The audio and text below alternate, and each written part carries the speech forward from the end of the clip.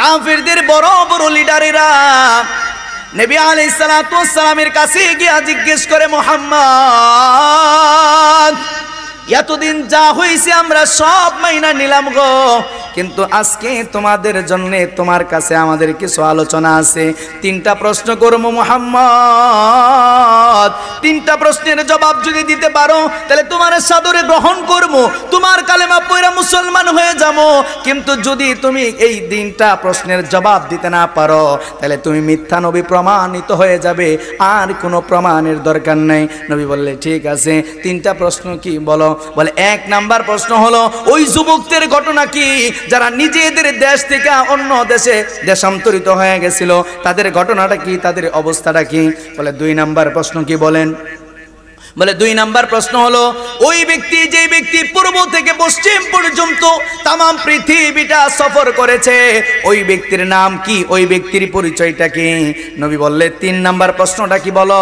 বলে 3 নাম্বার প্রশ্ন হলো রূহ কি জিনিস, আত্মা কি জিনিস, রূহ কি জিনিস, অন্তরের মধ্যে যে একটা রূহ আছে, ভিতরে যে একটা আত্মা আছে বডির ভিতরে, এই আত্মাটা কি, রূহটা কি? এই 3টা প্রশ্নের জবাব দাও। নবী আলাইহিস সালাতু ওয়াস সালাম আল্লাহর পক্ষ থেকে কোনো শব্দ না আসা পর্যন্ত কিছুই বলতেন না, কোনো উত্তর আসা পর্যন্ত নবী নিজের থেকে কিছু বলতেন না। নবী যা বলতেন সব আল্লাহ পাক রব্বুল আলামিনের থেকে।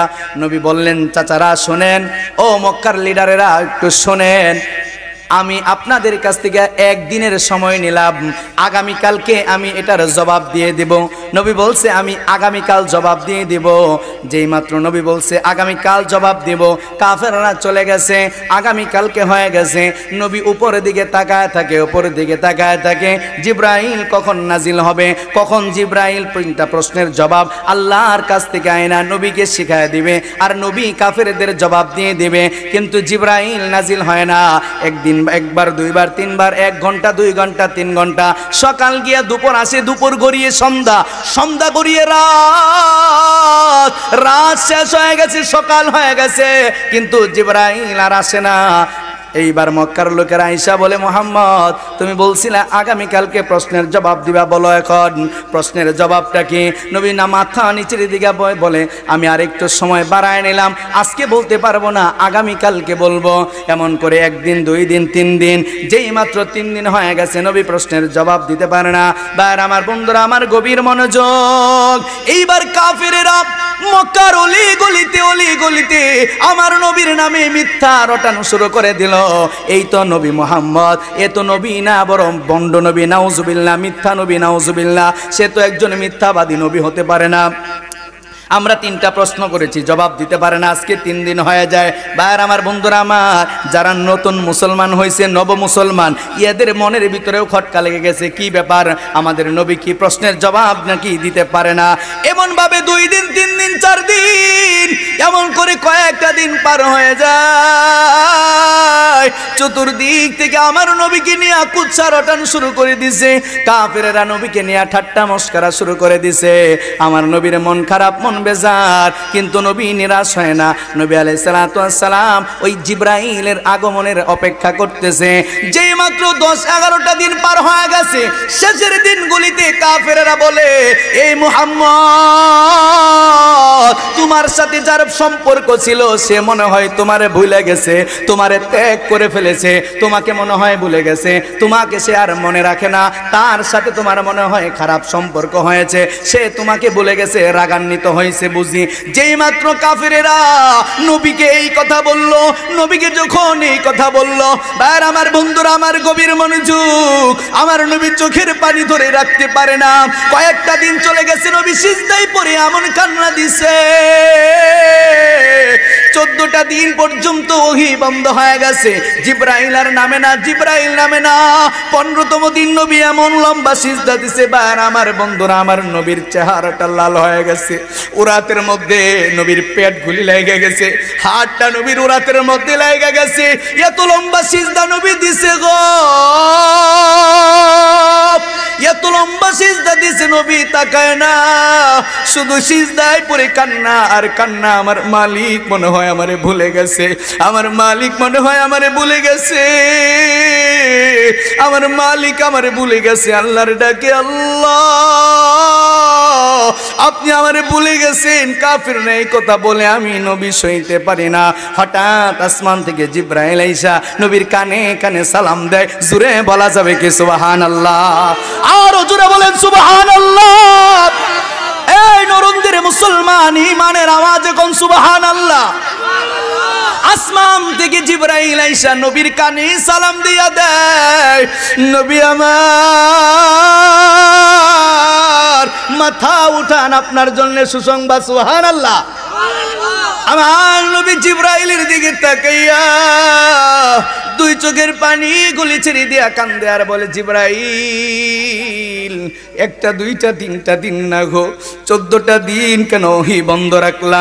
আজকে 15তম দিন কেন তুমি আসলা? এতদিন কেন আমারে কষ্ট দিলা? আমার আল্লাহ নিয়ে আমারে ভুইলা গেছে, এই কাফিরেরা আমাকে কষ্ট দেয়। হযরত জিবরাইল নবীকে ডাক দেয়া বলে, নবী আপনি কান্দিন না, নবী আপনি কান্দিন না, আপনার কান্না আমার আল্লাহ সইতে পারে না, আপনার চোখের পানি আমার আল্লাহ সইতে পারে না। আপনার জন্য একটা সুসংবাদ পাঠাইয়া দিছে। জোরে কোন সুবহানাল্লাহ। আল্লাহর নবী বলেন, না আগে বলো কেন আসো নাই? কয় না নবী, আগে সুসংবাদটা শুনেন, এরপরে বলবো আমি জিবরাইল কেন আসি নাই। নবী আমি বারবার আপনার কাছে আসতে চাই, আমি জিবরাইল আল্লাহর অনুমতি ছাড়া আসতে পারি না। আল্লাহ যা বলে আমি আপনাকে বলি, আমি আপনাকে যা বলি আপনি তা বলেন, কিন্তু আল্লাহ অনুমতি দেয় নাই, এই জন্যে আমি আসতে পারি নাই। কিন্তু আপনার আল্লাহ সর্বক্ষণ আপনাকে দেখাশোনা করেছে, আল্লাহর হাওলায় আপনি ছিলেন। নবী সুসংবাদটা শুনেন। হযরতে জিবরাইল আলাইহিস সালাতু ওয়াস সালাম সূরা দুহা তেলাওয়াত করলেন, ওয়াদ-দুহা ওয়াল-লাইলি ইযা সাজা, والضحى والليل إذا سجى ما ودعك ربك وما قلى والضحى। আল্লাহ এই জায়গায় একটা সময়ের কসম খাইছে, যেটা হলো পূর্ব দিগন্তের রক্তিম আবা, যেটাকে বলা হয় সূর্য যখন উদিত হওয়ার আগে, সুবে সাদেক উদিত হওয়ার একটা ফর্সা সময়, পূর্ব দিগন্তের ফর্সা একটা সময়ের কসম। ওয়াদ-দুহা ওয়াল-লাইলি ইযা সাজা, নিঝুম রাতের শপথ।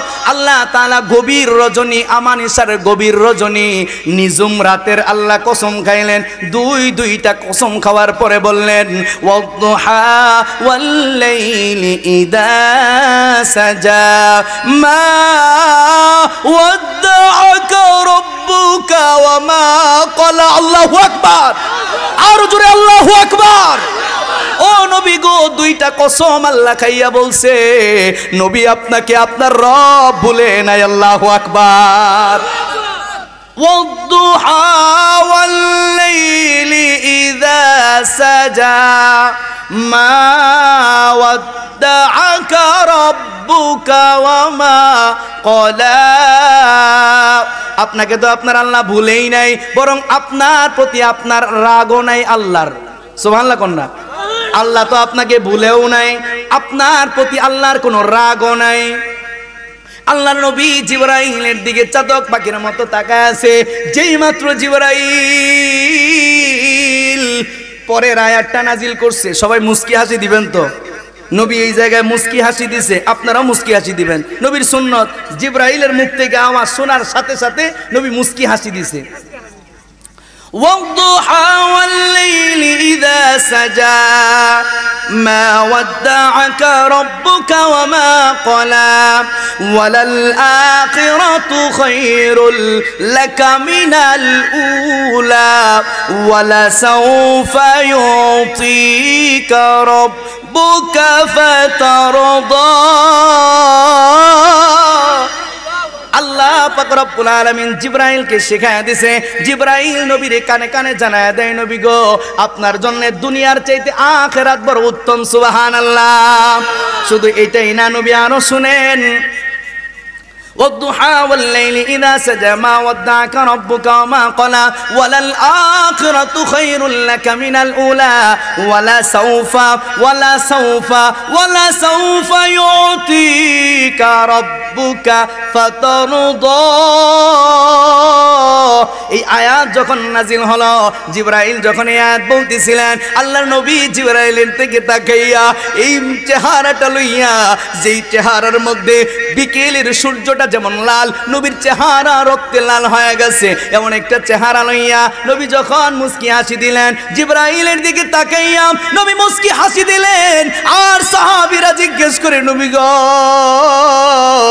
আপনি কেন মুস্কি হাসি দিলেন এইবার হযরত নবী আলাইহিস সালাম সাহাবীদেরকে ডাক দেয়া বলে সাহাবীরা জানো নি জিবরাইল মাত্র আমার কানে কানে কি বলছে বলে নবী কি বলছে বলে কিয়ামতের ময়দানে আমার আল্লাহ আমাকে রাজি খুশি করবেন এমন অনুগ্রহ দিবেন যেই পর্যন্ত আমি নবী খুশি না হব ততক্ষণ পর্যন্ত আল্লাহ অনুগ্রহ করতেই থাকবে জোরে বলা যাবে কি সুবহানাল্লাহ আল্লাহ নবী সাহাবীদেরকে ডাক দেয়া বলে সাহাবীরা জানেননি আমি কেন মুস্কি হাসি দিলাম বলে না নবী জানি না বলে মুস্কি হাসি দেওয়ার কারণটা হলো আমি কিয়ামতের ময়দানে নবী সিজদায় পড়ে যাব সিজদায় পড়ে থাকব যেই মাত্র আমি সিজদায় পড়ে থাকব আমাকে আমার আল্লাহ যখন পিঠের মধ্যে হাত দিয়ে আমার হাবিব বলে ডাক দিবে এই মাত্র যখন জাহান্নামের ৭০,০০০ ফেরেশতা ৭০,০০০ শিকলের মধ্যে এক এক শিকলের মধ্যে ৭০,০০০ ফেরেশতা মনিটর আওয়াজটা একটু কমাও ৭০,০০০ ফেরেশতা এক একটা শিকলের মধ্যে ধরে রাখবে জাহান্নাম যখন ঘাউ মাউ করে আওয়াজ দিতে থাকবে জাহান্নামের আগুনগুলি যখন উতলাইতে থাকবে শন শন যখন আওয়াজ আসতে থাকবে ওই ভয়ঙ্কর আওয়াজ শুনে আমি নবীর কলিজার মধ্যে আঘাত আসবে গো আমি আল্লাহকে ডাক দিয়া বলবো মালিক আমার একটা গুনাহগার উম্মত যদি জাহান্নামে যায় আমি নবী কিন্তু জাহান্নামে জাপ দিব নবী আলাইহিস সালাতু ওয়াস সালামের কথা শুইরা এরপরে এই জাহান্নামের আগুন বলে মালিক তোমার নবীকে তুমি থামাও তোমার নবী যদি আমার উপর পড়ে আমি কিন্তু লজ্জায় নিভে যাব এই মাত্র যেই বলবে আল্লাহ পাক রব্বুল আলামিন কুদরতি একটু পানির ছিটা দিয়া দিবে আগুনটা কিছু নিভে যাবে আল্লাহর নবী ডাক দেয়া বলবে আগু পরওয়ারদিগার এটা কোন পানি গো আল্লাহ এটা কি আবে হায়াতের পানি নাকি জমজমের পানি নাকি হাউজে কাউসারের পানি আল্লাহ কিসের বলেন না নবী এটা হলো আপনার গুনাহগার উম্মতের পানি গুনাহগার উম্মতের চোখের পানি জাহান্নামের ভয়ে সিজদায় পড়িয়া যখন কান্নাকাটি করছিল এই কান্নাকাটি করার চোখের পানি আমি আল্লাহ ফেরেশতা দিয়া সংরক্ষণ করে রাখছি আজকে ওই ব্যক্তিদের জাহান্নামগুলি আমি আল্লাহ তাদের চোখের পানি দিয়া নিভা দিলাম বলেন চোখের পানির দাম আছে না নাই তাহলে নবীর জন্য চোখ দিয়া পানি আনার দরকার আছে না নাই জাহান্নামের ভয়ে কান্না করার দরকার আছে না নাই আল্লাহর নবী বলছে দুই হাত তুইলা যখন দোয়া করবা তখন চোখ দিয়া পানি না আসলে কান্নার বান ধরবা তাহলে দোয়া করার সময় কান্দা যাবো তো ইনশাআল্লাহ তো বার আমার বন্ধুরা আমার এরপরে যখন সূরা নাজিল হয়ে গেল সূরা দুহা আল্লাহর নবী সাল্লাল্লাহু আলাইহি ওয়াসাল্লামের কাছে জিবরাইল সূরা দুহা নাজিল করলেন নবী মুস্কি হাসি দিলেন 14 দিনের ব্যথা নবীর মন থেকে সরে গেছে চেহারাতেই নবীর ব্যথা চলে গেছে নবীর চেহারার মধ্যে এরকম মুস্কি হাসির চেহারা সুন্দর একটা চাঁদের মতো ফুটফুটে চেহারা নবীর দিকে ভাসতেছে জোরে কোন সুবহানাল্লাহ এরপরে হযরত জিবরাইল ডাক দেয়া বলে নবী গো আপনি যখন কোনো কিছু বলবেন ওয়ালা তাকুলান্না লিশাইইন ইন্নী ফাইলু যালিকা গাদা ইল্লা আইয়াশা আল্লাহ নবী যখন আপনি বলবেন আমি আগামীকাল কোনো কিছু বলবো, তাহলে নবী আপনার সাথে সাথে ইনশাল্লাহ বলবেন। নবী যদি আপনি ইনশাল্লাহটা বলতেন, তাহলে আল্লাহ হয়তো ওহী বন্ধ করতেন না। আপনি ইনশাল্লাহ বইলা ভুলে গেছেন, এই জন্যে আল্লাহ পাক রব্বুল আলামিন এই জায়গায় 15 দিন ওহী নাজিল করছে। আল্লাহ পাক রব্বুল আলামিনের সবচাইতে প্রিয় বন্ধু হলেন নবী মুহাম্মদুর রাসূলুল্লাহ। বেশি কাছের মানুষের অপরাধগুলি খুব বেশি মনে হয়। নবী আলাইহিস সালাতু ওয়াস সালাম ভুলে নাই, বরং আল্লাহ নিজেই এমনটা করছেন, তা না হলে আমরা মাসলা পাইতাম কোথায়? নবী আলাইহিস সালাতু ওয়াস সালাম যখন ঘুমাইতেন, অন্তর ঘুমায় না। নবী সাল্লাল্লাহু আলাইহি সাল্লাম যখন ঘুমোতে উঠা তিনি নামাজ পড়তে যেতেন, ওযু করতে হইতো না, কারণ নবীদের অন্তর কি করে না?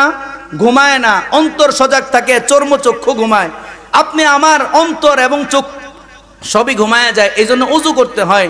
নবী আলাইহিস সালাতু ওয়াস সালাম একবার সফরে, উনি হযরত বেলালকে বলেন, বেলাল তুমি ঠিক থাকো, কিন্তু সময় কম, আমাদেরকে ফজরের সময় ডাক দিয়ে দিও। সফরের মাঝখানে রাস্তার মধ্যে তাঁবুটা নেয়া যখন ইনারা বিশ্রাম করতেছে, সবাই ঘুমায় গেছে, বেলালও রক্তে মাংসের মানুষ, উনিও ঘুমায় গেছে। যখন সূর্য উঠা এরকম ডক ডক করে আলো দিতেছে, চোখের মধ্যে ঝিলকাইতেছে, নবী উঠা কয়, বেলাল সর্বনাশ, কি করলা রে, তাড়াতাড়ি ওযু করো, নামাজ পড়তে হবে।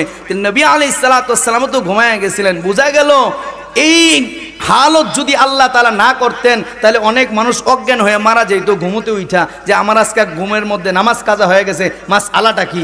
এখান থেকে ওই নামাজের মাস আলা আসছে।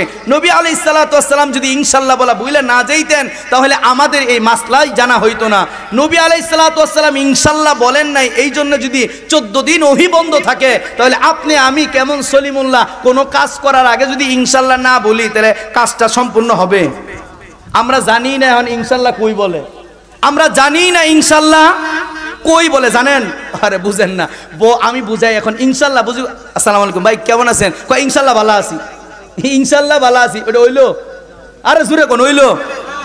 যেই কাজ হয়ে গেছে ওটাতে আলহামদুলিল্লাহ বলেন, যেই কাজ হয়ে গেছে ওইটাতে আলহামদুলিল্লাহ, আর যেই কাজ হবে ওটাতে ইনশাআল্লাহ। আগামীকালকে আপনি বাজারে যাবেন তো? ইনশাআল্লাহ বলেন, বুঝেন না কেন? আগামীকালকে বাজারে যাবেন তো? ইনশাআল্লাহ। আজকে মাগরিবের নামাজ পড়ছি তো? আলহামদুলিল্লাহ। যেটা হয়ে গেছে ওটাতে কি? আবার বলেন, যেটাতে হয়ে গেছে আর যেটা হবে, আবার যেটা হবে, যেটা হবে আর যেটা হয়ে গেছে। এক লোক যুবক মানুষ বাজারে যায় টাকা লইয়া, তো মুরব্বী একজন কইছে বিকালবেলা, এই কই যাও এত টাকা হাতে নিয়া? কয় বাজারে যাবো, ছাগল কিনবো। কি করবো? বাজারে কিনবো, ছাগল কিনবো। এই বেচারা কয়, আচ্ছা ইনশাল্লাহ কও। কয় কি এর ইনশাল্লাহ কইতাম? পকেটও আমার টেহা, আমি কিনবো ছাগল, আমি যাইতেছি বাজারও। সে বাজারে গেছে, পকেট মার তার থেকে পকেট মেরে টাকা নিয়ে গেছে। এখন সে বাজারে উলি দুলি করে খুঁজে টাকা পায় না। তো বাজার থেকে যখন বাড়ির দিকে যায়, তখন মুরব্বী জিজ্ঞেস করে, কিরে তোর ছাগল কই? কয় ইনশাল্লাহ টেহা চুরে নিয়েছে গা, ইনশাল্লাহ আগামীকালকে আবার টাকা নিয়ে যায়, আবার আমরা কিনবো। ইনশাল্লাহ সে কোন জায়গায় লাগাই দিছে? ইনশাল্লাহ সুরে টাকা নিছে গা। মানে এই জন্যই বলতেছিলাম, সব জায়গায় কি বলা লাগবে? ইনশাল্লাহ বলা লাগবে। তাহলে আসেন, প্রশ্ন কয়টা? হ্যাঁ দেখছেন, যাতে মাতাল তাহলে ঠিক কথা কন না। আওয়াজ দেন যাবো মুসলমান, আমরা তো আওয়াজই দিতে চাই না মুসলমান, আওয়াজ দিতে চাই না। এই আমরা একটু সামনে আইসা বসলে ভালো হয় না? এনে বাতাস আছে, কিন্তু পিছনে গেছে বাতাস নাই, সামনে বাতাস আছে। আল্লাহ আমাদের সকলকেই কবুল করেন, বলেন আমিন। খারাপ লাগতেছে, আওয়াজ কমাই দিমু, বেশি খারাপ হইতেছে, আর একটু চলবো? আসলেই চলবো না, বেশি ত্যাক্ত করতেছি, সময় দিবেন তো ইনশাল্লাহ? মুহতারাম হাজিরিন, প্রশ্ন হইল কয়টা? আবার বলেন, প্রশ্ন হইল কয়টা?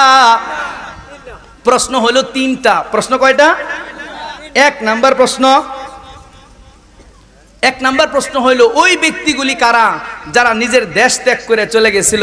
আল্লাহ পাক রব্বুল আলামিন সূরাতুল কাহাফ নাজিল করলেন, সূরাতুল কাহাফ নাজিল করলেন। কাহাফবাসী, গর্তবাসীদের একটা ঘটনা।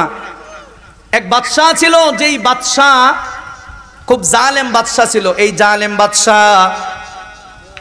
বাদশাহ নিজের আল্লাহ দাবি করছে, নাউজুবিল্লাহ কন্যা। জালেম বাদশাহ নিজের আল্লাহ দাবি করছে, সবাই তারে আল্লাহ মানে, কিন্তু আল্লাহ পাক রব্বুল আলামিন কিছু যুবকের অন্তরের মধ্যে আল্লাহ তাআলা ইলহাম করে দিয়েছে তাওহীদের ইলহাম। এই তাওহীদের ইলহাম করার কারণে আল্লাহ পাক রব্বুল আলামিনের এই যুবকেরা আল্লাহর একত্ববাদ তাওহীদের বাতাস পাইয়া এরা ৩-৪ জন এক জায়গায় বইসা বলে আমার তো এদেরকে ভালো লাগে না, এদের কর্মকাণ্ড ভালো লাগে না, এদের কথাবার্তা ভালো লাগে না, কি করা যায়? এরা হলো মন্ত্রী পরিষদের ছেলেরা। দুনিয়ার মধ্যে এক এক ব্যক্তির ব্যবস্থা এক এক রকম, ধনী মানুষের আচার বিচার এক রকম, গরিব মানুষের আচার বিচার আরেক রকম। কথা কোন ঠিক কিনা? যেই দেশ মধুর দাম আর পানির দাম এক হয়ে যায় ওই দেশে আচার বিচার নাই, এটা জানেন তো? এই দেশে কোনো আচার বিচার নাই। এই লোক ৩-৪ জন ৫ জন ৬ জন ৭ জন মতান্তরে এক একজন কোরআনুল কারিমে আল্লাহ তাআলা বিস্তারিত বলছেন। কেউ বলছে ৪ জন ৫ জন ৬ জন ৭ জন, তাদের মধ্যে একটা কুকুরও ছিল। এই কুকুরটাই জান্নাতের মধ্যে থাকবে, জানেন তো? কুত্তা যে জান্নাতে থাকবে এটা জানুননি? জানেন না? একটা কুকুর যে জান্নাতের মধ্যে থাকবো। আহা, যেই আল্লাহ কোরআনুল কারীমের মধ্যে বললো লাকাদ খালাকনাল ইনসানা ফি আহসানি তাকওয়িম, আল্লাহ তাআলা কোরআনুল কারীমের মধ্যে বললেন তামাম পৃথিবীর মধ্যে সবচাইতে যদি আমি ভালো করে, সবচাইতে দামি করে, সবচাইতে সুন্দর করে যদি কোনো কিছু বানায় থাকি এটা আমি মানুষ বানাইছি। সুবহানাল্লাহ কয় না? সবচাইতে দামি কইরা, সবচাইতে সুন্দর কইরা, সবচাইতে দামি কইরা, সবচাইতে সুন্দর কইরা আমি যে জিনিসটা বানাইছি এটার নাম হলো মানুষ। মানুষের চাইতে সুন্দর আমি কিছুই বানাই নাই। একটা জোরে বলেন সুবহানাল্লাহ। ওই আল্লাহ আবার কোরআনুল কারীমের মধ্যে বলতেছে উলাইকা কাল আনআম বাল হুম আযাল উলাইকা হুমুল গাফিলুন।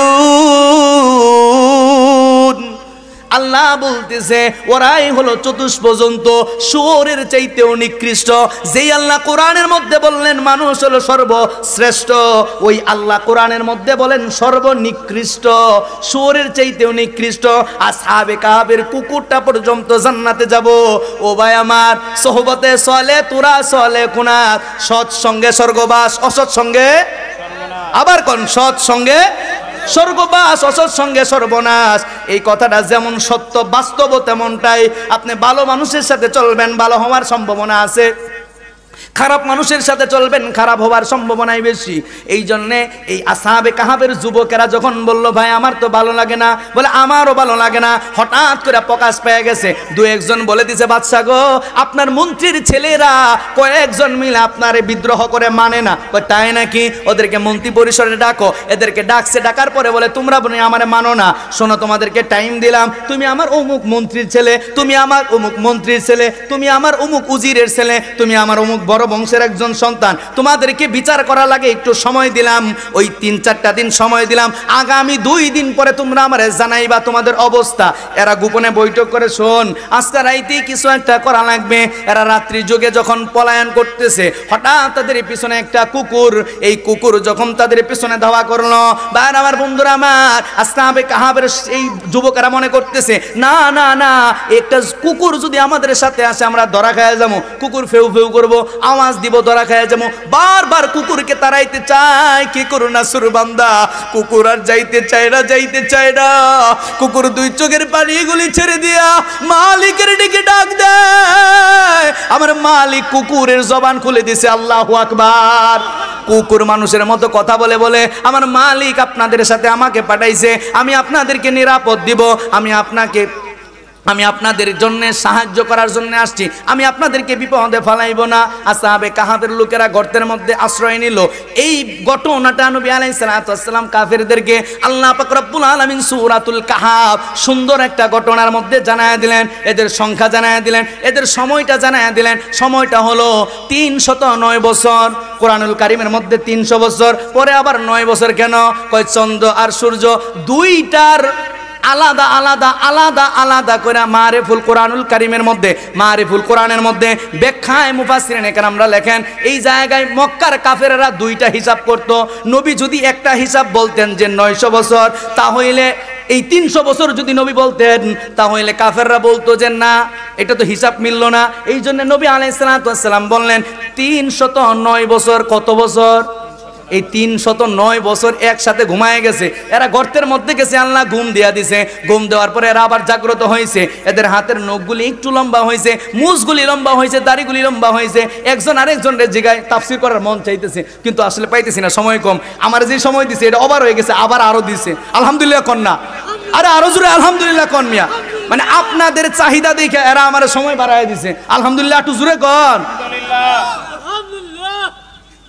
যুগ যুগ যুগান্তরে খুশবু ছড়ায়, যে ফুল যুগ যুগান্তরে খুশবু ছড়ায়, এঁকেছি সে ফুল আমি মনেরই কাবায়, যে ফুল যুগ যুগান্তরে খুশবু ছড়ায়। খারাপ লাগেনি ভাইরা আমার? ও ভাই আমার খারাপ লাগেনি? কোরআনের মজলিসে বসলে তোমার গুনাহগুলি মাফ হয়ে যায়।